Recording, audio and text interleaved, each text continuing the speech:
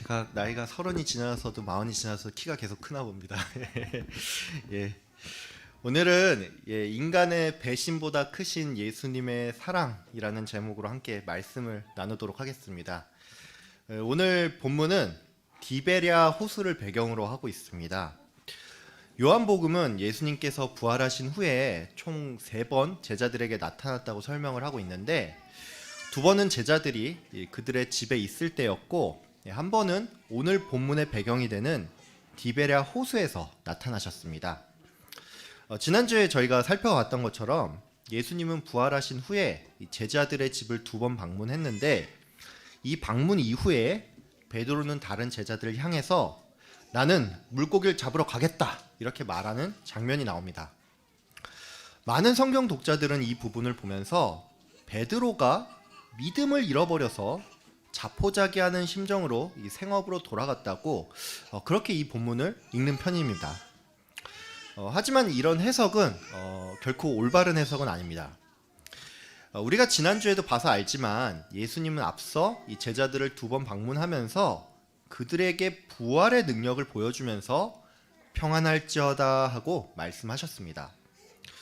성경 기자는 이 장면을 들어서 제자들이 크게 기뻐하였다고 설명을 하고 있습니다. 즉, 이 말은 부활한 예수님을 만나고 나서 제자들이 죽음의 공포에서 해방이 되었다는 것입니다.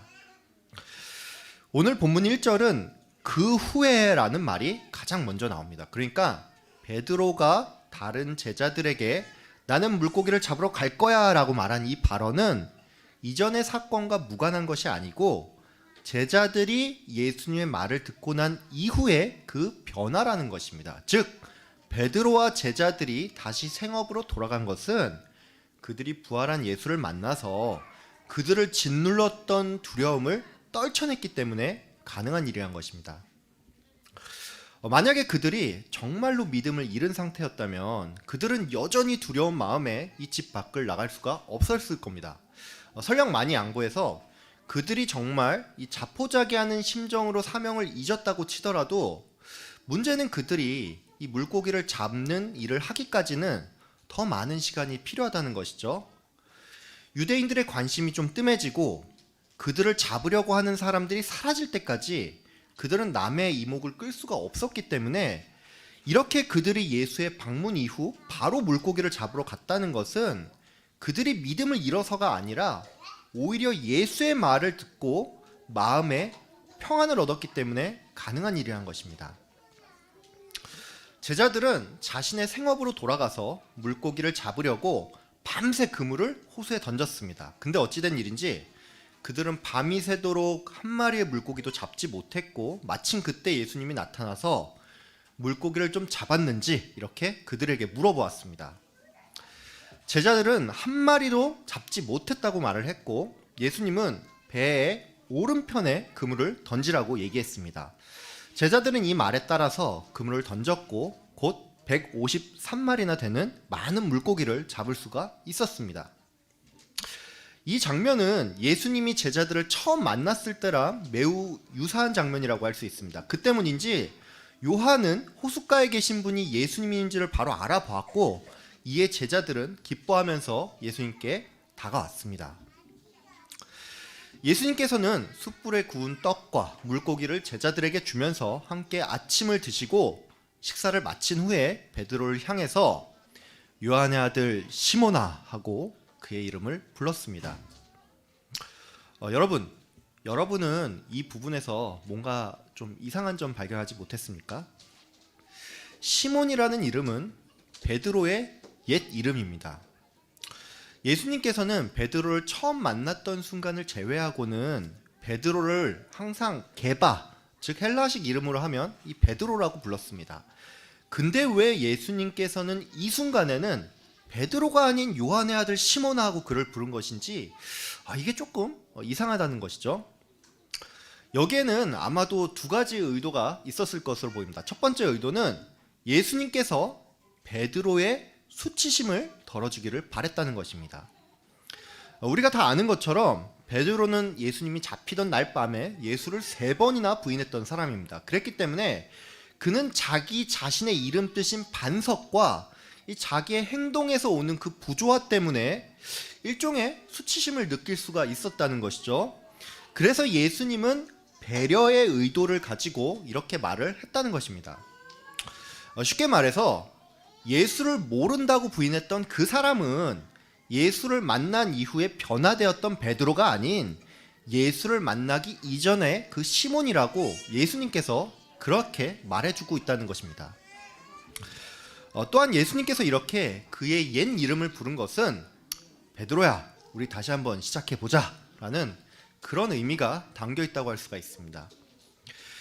오늘 이 예수님의 방문은 예수님이 제자들을 처음 만났을 때와 상당히 유사하다는 걸 알 수가 있습니다.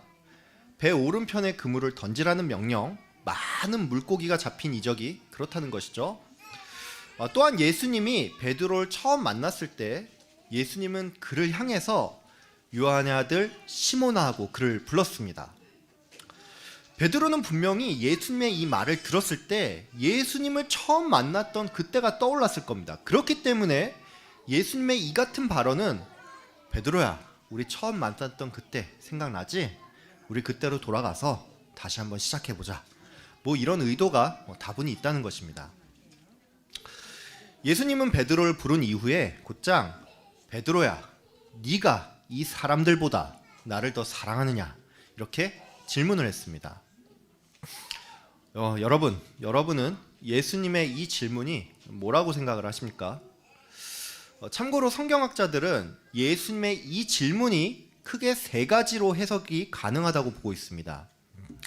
여러분이 가지고 계신 이 성경을 보면은 이 사람들이라는 단어가 나오죠. 근데 이 단어는 이제 헬라어로 하면 투톤인데 이 단어는 남성 복수형과 중성 복수형이 서로 같은 형태입니다. 그래서 이 단어는 이 사람들 또는 이것들로도 해석을 할 수가 있습니다.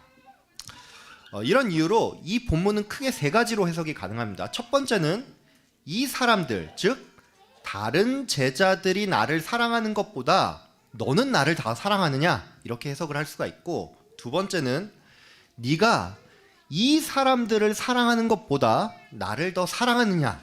이렇게도 해석을 할 수가 있습니다. 마지막으로 세 번째는 이 사람들이 아니라 이것들보다, 즉 너의 생업을 위한 이 배와 그물들보다 나를 더 사랑하느냐? 이렇게도 해석을 할 수가 있습니다. 여러분은 어떤 해석이 좀 맞다고 생각을 하십니까? 다 일리가 있겠죠. 하지만 저는 개인적으로 첫 번째 해석, 즉 이 사람들이 나를 사랑하는 것보다 네가 나를 더 사랑하느냐, 이게 가장 와닿습니다. 제가 왜 이렇게 생각을 하냐면 베드로가 예수님이 살아 계실 때 다른 제자들을 앞에 두고 이 사람들이 예수님을 다 배신할지라도 저는 배신하지 않을 겁니다, 뭐 이런 식의 발언을 했기 때문입니다. 그러니까 예수님의 이 질문은 베드로가 일전에 말했던 그 말을 염두에 두고 한 질문이라는 것이죠. 베드로는 예수님의 이 질문에 주님, 그렇습니다. 제가 당신을 사랑한다는 것을 주님은 알고 계십니다. 이렇게 대답을 했습니다.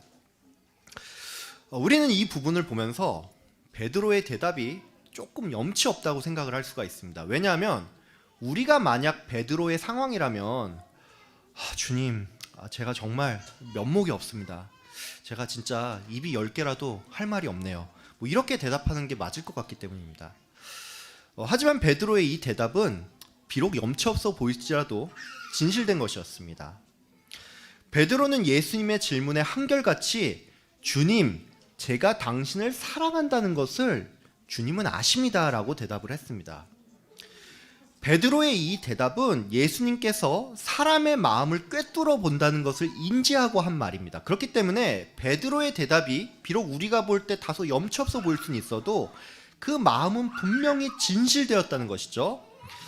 예수님은 베드로의 이 말을 듣고서는 베드로에게 내 양을 먹이라, 내 양을 치라, 내 양을 먹이라 이렇게 말씀을 하셨습니다.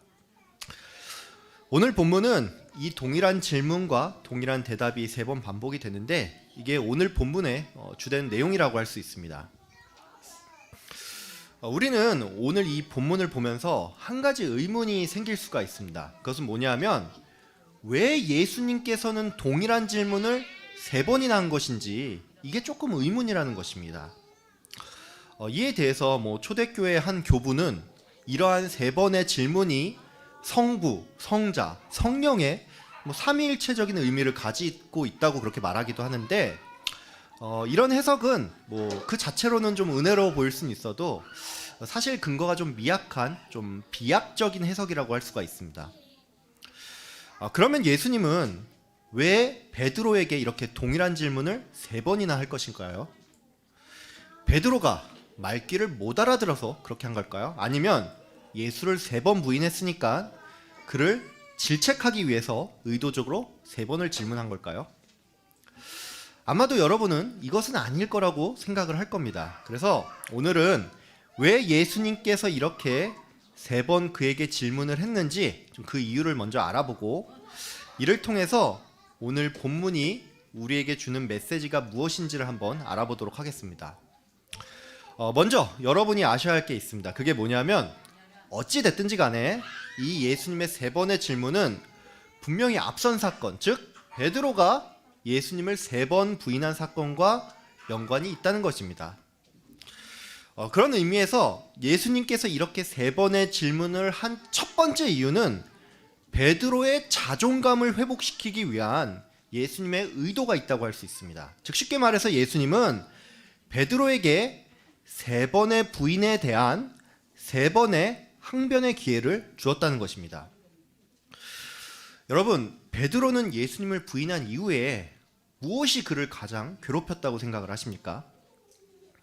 만약에 베드로가 정말로 예수님을 사랑하지 않았다면 그는 예수님을 모른다고 부인한 사실에 대해서 딱히 괴로워하지는 않았을 겁니다. 베드로는 예수님을 부인하고 나서 닭이 울었을 때 자기가 무슨 일을 저질렀는지를 깨닫고는 눈물을 흘렸습니다. 이 눈물은 베드로가 분명히 예수님을 사랑하는 게 사실인데 자기의 마음과는 전혀 다른 행동을 했음에 따른 그 눈물이었습니다. 이 세상에 어떤 사람도 자신이 사랑하는 사람에게 상처되는 말을 하기를 원치 않습니다. 하지만 우리는 가끔은 어떤 이유로 원치 않는 말과 행동을 사랑하는 사람에게 할 때도 있다는 겁니다. 베드로처럼 생명의 위협으로 말미암아 사랑하는 사람을 부인해야 할 때가 있는가 하면, 인생에 어떤 어려움이 찾아온 나머지 이 짐이 너무 과중해서 상대방에게 부담을 주고 싶지 않아서 인연을 정리하는 경우도 있다는 겁니다. 우리는 이처럼 어떤 경우에는 내 마음과 다른 행동이나 말을 할 때도 있고, 이런 경우에 우리는 상대에 대한 미안함도 있지만 동시에 나의 진심이 부정당한 것 같은 생각이 들어서 마음이 괴롭다는 것입니다. 예수님께서는 이것을 아시고 베드로를 찾아왔습니다. 즉 예수님은 베드로에게 찾아와서, 베드로야, 그때 네가 나를 모른다고 말을 했지만 사실 네 본심은 그게 아니잖아. 너는 그때나 지금이나 나를 사랑하지 않느냐? 이렇게 물어보셨다는 겁니다. 예수님은 이처럼 베드로에게 세 번의 부인에 대한 세 번의 항변의 기회를 줌과 동시에 베드로의 진심이 그게 아니었다는 것을 예수님께서 알아주었다는 것입니다. 두 번째로 예수님께서 베드로에게 세 번의 질문을 한 까닭은 예수님께서 베드로를 여전히 신뢰한다는 것을 그에게 알려주기 위해서입니다. 예수님은 베드로의 대답을 들은 끝에 베드로에게 내 양을 먹이라 라는 말씀을 하셨습니다. 여러분은 예수님의 이 대답이 어떻게 느껴지십니까? 저는 솔직히 이 본문을 읽었을 때 예수님의 이 대답은 뭔가 좀 갑작스럽다는 그런 느낌이 들었습니다. 베드로가 예수님께 주님, 제가 당신을 사랑한다는 것을 주님은 알고 계십니다 라고 말을 했다면 우리가 생각할 때 이에 맞는 자연스러운 대답은 그래, 사실 나도 네 마음을 알고 있다. 이 정도가 자연스러운 대답이라는 것이죠. 근데 예수님이 이렇게 말하지 않고 갑자기 거두절미하고 내 양을 먹이라 이렇게 말하고 있다는 것입니다. 근데 여러분, 우리가 조금만 생각해 보면 알 수가 있지만 예수님의 이 말은 결코 이상한 말이 아닙니다. 내 양을 먹이라는 말은 앞에 한 가지 전제가 있습니다. 그것은 바로 예수님께서 베드로를 신뢰하겠다는 것입니다.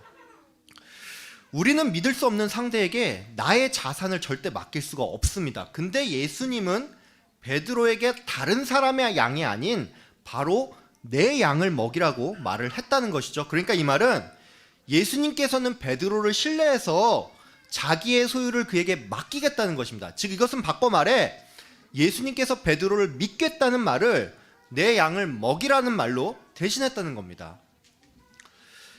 베드로는 예수를 3번이나 배신했습니다. 베드로는 이 때문에 자신이 예수님으로부터 신뢰를 잃어버렸다는 생각에 분명히 괴로워했을 겁니다.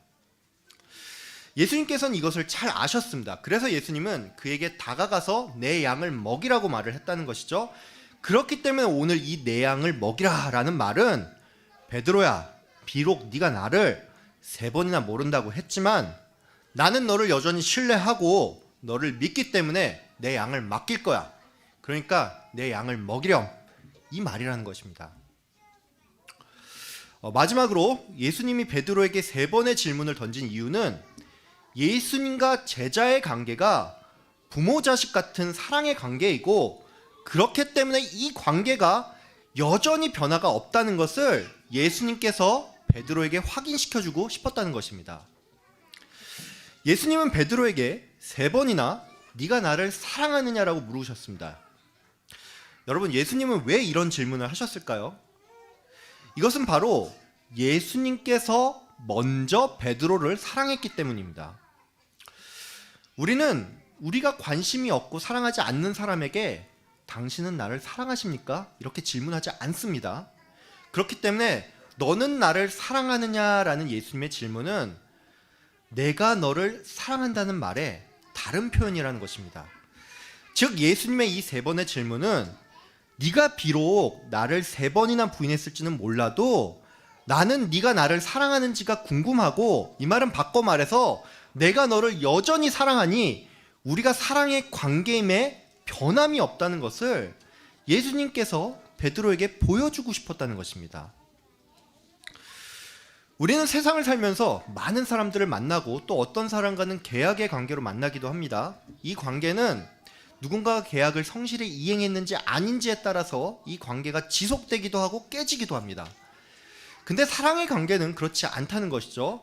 사랑의 관계는 특별히 부모 자식 간으로 대표할 수 있는 관계는 누가 잘못을 했는지 아닌지에 따라서 그 관계가 갑자기 끝나거나 하지 않습니다. 여러분도 자신을 한번 보십시오. 우리가 살면서 우리의 부모님들께 참 많은 잘못을 하면서 살아오지 않았습니까? 이것은 반대의 입장에서도 마찬가지입니다. 우리는 부모로 살면서 자식들에게 좋은 모습만 보여주지 못했고 어떤 날은 자녀들에게 무언가를 잘못하기도 했다는 것이죠. 하지만 우리는 그런 일이 있다고 해서 부모 자식 간의 인연을 끊지 않습니다. 조금 기분이 나쁘고 의가 상할지는 모르겠지만 우리는 부모 자식 간의 관계를 계속 유지한다는 것이죠. 특별히 이것은 부모 측에서 더욱 그렇습니다. 자식은 부모의 마음을 잘 몰라서 가끔씩 자기의 잘못이 클 때 이게 면목이 없어서 부모를 찾지 못할 수도 있습니다. 하지만 부모는 설령 그렇더라도 자식과 연을 끊는 일은 원치 않는다는 것입니다. 이것이 바로 예수님이 제자를 바라보는 마음이라는 것입니다. 베드로는 자신이 잘못한 게 있어서 죄송한 마음에 먼저 예수를 찾아갈 수가 없었지만 예수님은 베드로의 이 마음을 알고 그를 찾아왔다는 것입니다. 여러분, 이런 부모와 같은 마음이 예수님의 마음이라는 사실을 여러분 꼭 기억했으면 합니다. 오늘 이 본문의 이야기는 우리와 무관한 이야기가 아닙니다. 우리는 살면서 많은 순간 베드로 같은 잘못을 저지릅니다. 예수를 믿는다고는 하지만 한 주를 돌아보면 이 예수님과 무관하게 살았던 적이 얼마나 많은지 모르고 우리의 하루하루는 온통 내 욕심 하나 채우기에도 바쁜 시간이었다는 것이죠. 즉 우리는 베드로처럼 우리의 삶에서 예수를 수도 없이 많이 부인하면서 살아왔다는 것입니다. 근데 그럼에도 불구하고 예수님은 우리를 포기하지 않으시고 우리에게 찾아오신다는 것입니다. 예수님은 우리가 무언가 잘못했을 때 때로는 그것이 너무 부끄러운 나머지 우리가 기도할 엄두조차도 나지 않을 때 우리의 마음을 아시고 찾아오십니다. 한 주 동안 내 욕심에 따라 많은 죄를 짓고 하나님 앞에 참혹하고 부끄러운 심정이 되어서 이 자리에 온 우리들에게 예수님은 질책이 아닌 따뜻한 음성으로 너는 나를 사랑하지 않느냐? 이렇게 묻고 계시다는 것입니다. 우리는 도무지 이해할 수 없는 이 하나님의 사랑의 말문이 막혀서 거기에 압도되어서 눈물이 나고 나의 죄를 회개했던 사람들입니다. 우리의 인생을 돌아볼 때 하나님께서는 우리를 벼랑 끝에 내몰고는 네 죄를 네가 알렸다 이렇게 말씀하지 않았다는 것을 우리는 잘 알고 있습니다. 하나님은 우리에게 다시 한번 기회를 주셨고 언제나 그 자리에서 우리를 기다려 주었습니다.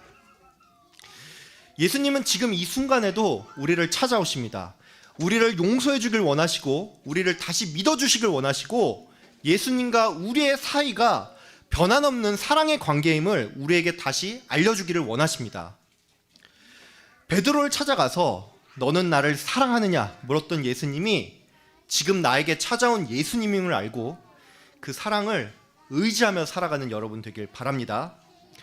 인간의 배신보다 예수님의 사랑이 훨씬 큽니다. 그 사랑을 기억하며 주님께 담대히 나아가는 여러분 되시길 주의 이름으로 축복하며 기도합니다. 아멘. 기도하겠습니다. 참 좋으신 하나님 아버지 감사합니다. 아버지 하나님, 오늘 이 말씀을 통해서 베드로의 3번의 부인보다 크신 예수 그리스도의 사랑을 알게 하여 주심 감사합니다. 아버지 하나님, 우리는 살면서 때로는 이 베드로와 같은 잘못을 저지를 때가 너무나도 많습니다. 나의 욕심을 위해서, 내 뜻과 내 생각을 위해서 하나님의 말씀을 알면서도 고의적으로 무시하고 살아갈 때가 있는가 하면 예수님의 가르침을 언제 드렸냐는 것처럼 우리는 그것들을 다 무시하고 살아가는 순간들이 너무 많습니다. 우리는 이처럼 살면서 예수 그리스도를 배신하고 하나님을 모른 척하면서 살아갑니다. 하지만 하나님 아버지, 주님께서는 우리를 사랑하여 주셔서 그런 우리에게 찾아와 주시고 우리를 사랑하여 주셨다는 것을 알게 하여 주심 감사합니다.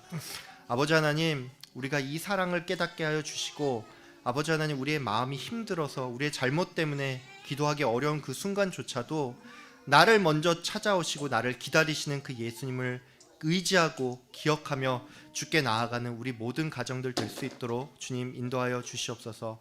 아버지 하나님께서 한 주 동안 지켜주실 걸 믿사오며 예수 그리스도의 이름 받들어 기도드렸습니다. 아멘.